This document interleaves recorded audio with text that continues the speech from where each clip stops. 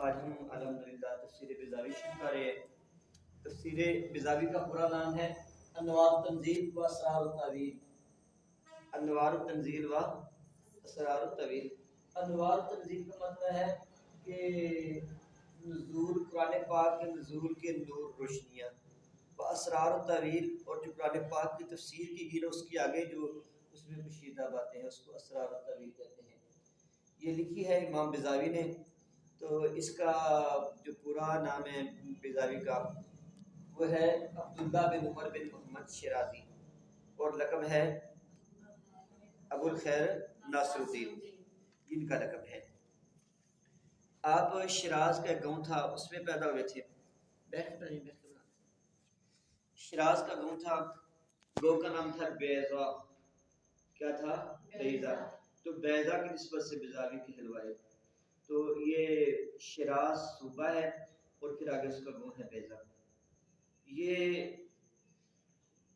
اپنے ملک کے chief justice سے قاضی القضات جس کو کہتے ہیں، سب سے بڑا قاضی ہے، سب سے بڑا جج۔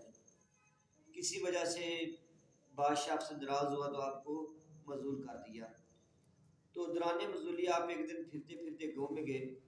تو گاؤں میں جانے کا مقصد یہ تھا کہ میں جاؤں، لوگوں کے حالات دیکھوں کہ لوگ کس حال میں رہ رہے ہیں۔ تو وہاں ایک بہت بڑا گاؤں تھا، وہاں پہ وزیر بیٹھا ہوا تھا، اور وزیر کی مجلس میں بہت بڑا عالم تھا۔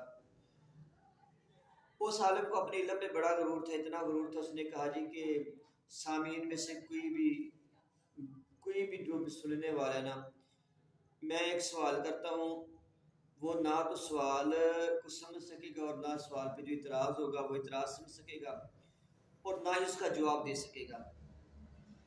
پھر اس نے کہا جی کہ جواب دینا تو بڑی دور کی بات ہے، کوئی بندہ میرے سوال کو سمجھ بھی نہیں سکتا۔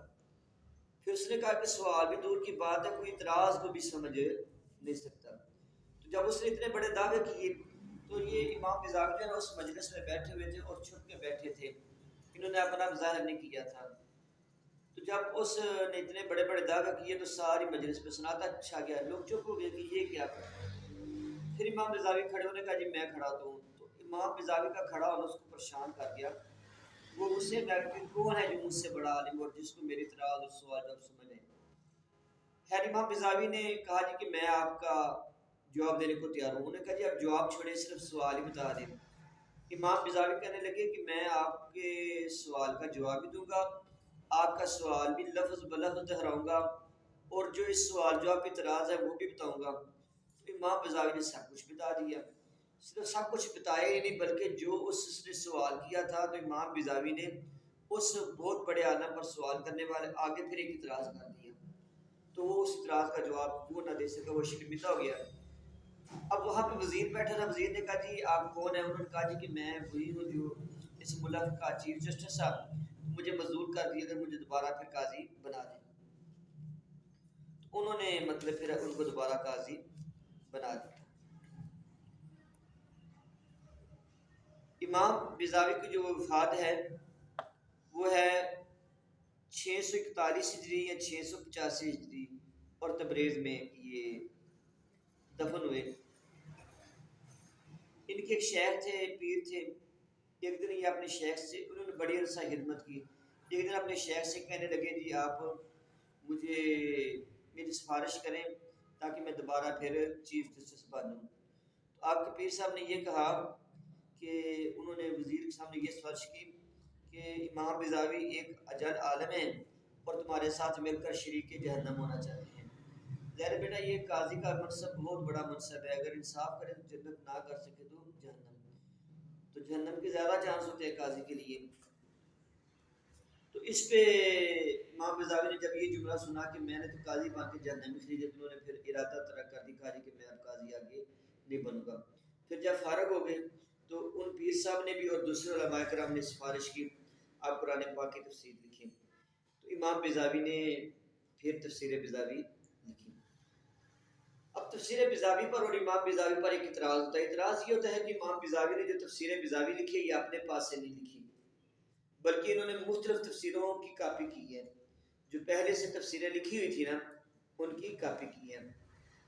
تو امام بیضاوی نے کوئی نئی بات نہیں لکھی بلکہ پہلے سے موجود تفسیروں کو اپنے پاس نقل کر دیا۔ مثال کے طور پر ایک ہے علامہ زماشری کی جامع زماشری ہے، معتزلی ہے، اس کی تفسیر ہے تفسیر کشاف۔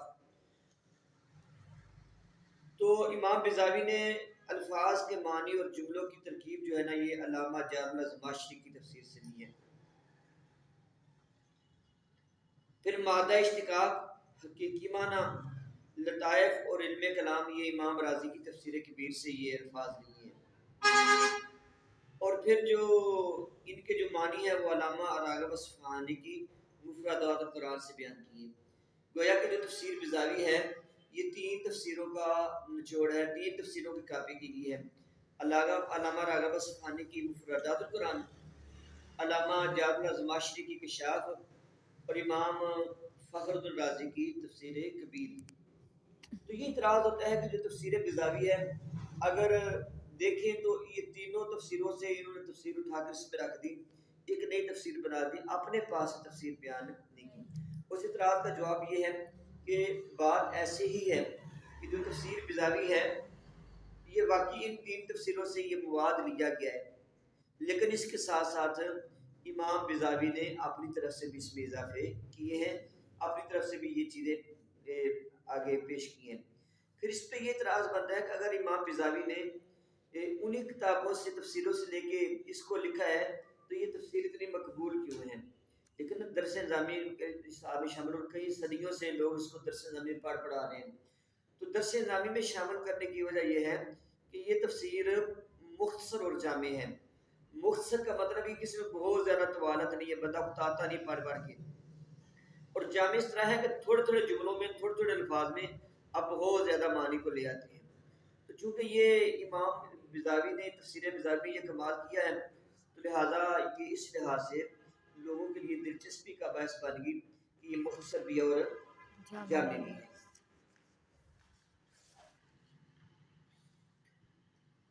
پھر تفسیر بیضاوی کی کچھ خصوصیات ہیں۔ پہلی خصوصیت یہ ہے کہ امام بیضاوی نے تفسیر بیضاوی کے اندر ہر آیت کا ما قبل آیت سے جو ربط اور تعلق ہے جس کو نظم قرآن بھی کہتے ہیں، اور اس کا نحوی تعلق، معانی کے لحاظ سے تعلق، لغوی تحقیق یہ ساری کی ہے۔ تو پہلی بات یہ کہ نظم قرآن یعنی ایک آیت کا ما قبل آیت سے تعلق ہے، اس کو بیان کیا۔ نمبر 2، ہر کلمہ کی لغوی تحقیق کی ہے۔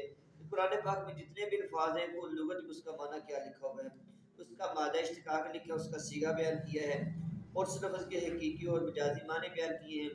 پھر اس لفظ پر اگر عرب میں سے کوئی شعر ملتا ہے بطور استشہاد، اس لفظ کا یہ معنی ہے، تو کلام عرب سے استشہاد لیا تو اس کو بھی بیان کیا ہے۔ پھر اس میں یہ ہے کہ قرآن پاک کی جو قراتیں ہیں ایک لفظ کے بارے میں، اس میں مشہور قرات کیا ہے، شاذ قرات کیا ہے۔ شاذ یہ ہے کہ جو شاید ایک دو مرتبہ قرات کے بارے میں روایت ہے، اور مشہور جو ہر ایک کی زبان میں قرات ہے۔ اس کے بعد پھر ایاز سے یہ فقہی مسائل نکالتے ہیں، چونکہ یہ شافعی ہیں تو لہذا یہ شافعی مذہب کو ترجیح دیتے ہیں، لیکن ایک بات ہے یہ ہے کہ شافعی ہونے کے باوجود یہ متشدد نہیں ہے۔ کوئی شافعی متشدد ہے تو یہ شافعی تو ہے لیکن متشدد نہیں ہے۔ البتہ تفسیر میں جو مسئلے بیان کریں گے وہ فقہ شافعی کے مطابق بیان کریں گے۔ اور پھر معتزلہ اور جو باقی باطل فرقے ہیں ان کے جو رد ہے وہ عقلی دلائل سے کرتے ہیں، کیونکہ وہ بھی عقل کی بنیاد پر اپنے اسلام پر اعتراض کر بناتے ہیں، تو امام بیضاوی نے ان کا جواب بھی عقلی دلائل سے دیا۔